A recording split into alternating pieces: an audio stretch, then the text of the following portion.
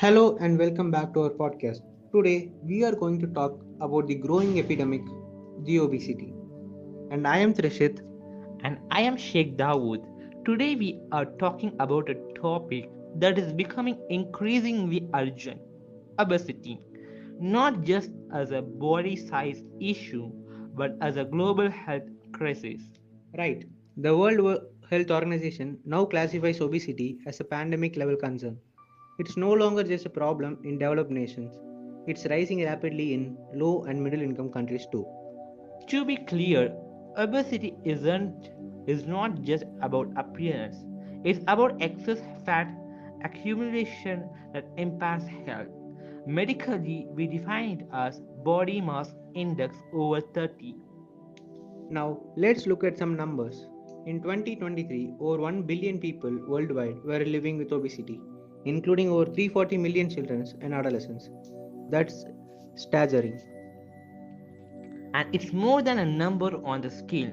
Obesity is a risk factor for some of the world's most serious conditions: heart disease, stroke, type 2 diabetes, certain cancers, sleep apnea, fatty liver disorders, the list goes on. Let's break down why obesity happens. It's often blamed entirely on food, but the reality is more complex. Sure, unhealthy eating plays a major role, but there is also genetics, sedentary lifestyle, hormonal imbalance, medication, sleep disorders, and even mental factors like stress and depression. Exactly. We can oversimplify it.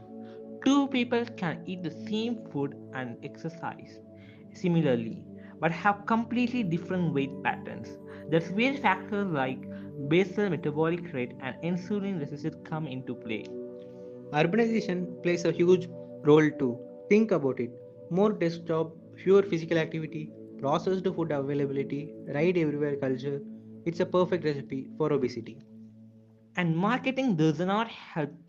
Fast food chains spend billions targeting youth. High sugar, high fat, and high salt foods are everywhere and often cheaper than healthy options. Now, let's not forget screen time. Studies shows children spend up to 7 hours a day on screens. Less movement, more snacking, add up over time. Obesity is not just a physical issue, it impacts mental health deeply. Many people with obesity face stigma, bullying, discrimination, and low self esteem. That stress can even worsen weight gain, a vicious cycle. And healthcare costs are skyrocketing. Treating obesity related disease costs billions annually, putting a strain on both families and national systems. Now, here's a key point: obesity is preventable and treatable, but we need to move beyond blame and towards the solution. Step 1 is awareness.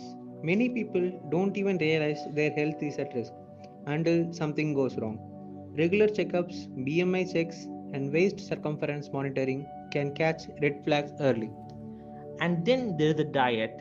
It doesn't have to mean starving or giving up all your favorites.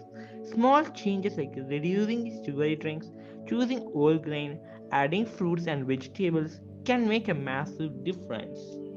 Physical activity is equally important. The World Health Organization recommends at least 150 minutes of moderate exercise per week.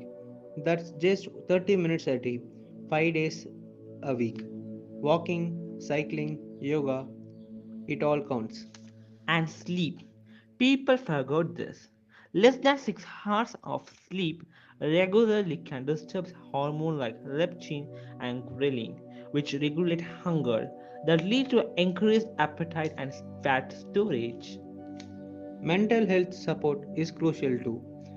Counseling, group support, or even therapy can help address emotional eating and or body image issues. In some cases, medical treatment is necessary. This could include weight loss meditation, meal replacement, or even bariatric surgery for those with severe obesity and related complications. But the focus should always be on sustainable lifestyle changes, not quick fixes. Crash diets often lead to rebound weight gain and more frustration. And let's remember, obesity prevention is not just an individual responsibility. We need schools, communities, governments, and the food industry to support healthy choices through better policies and educations. For example, clear food labeling, restrictions on junk food ads for kids, and making physical education mandatory in schools could go a long way. Absolutely. Fighting obesity is like fighting climate change. It needs everyone on board. To wrap up, obesity is not a weakness, it's a disease. One that's shaped by many forces biological, physiological, social, psychological, and economic.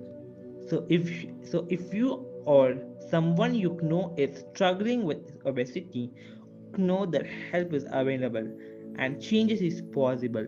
One healthy decision at a time. That's it all for today on the topic of obesity.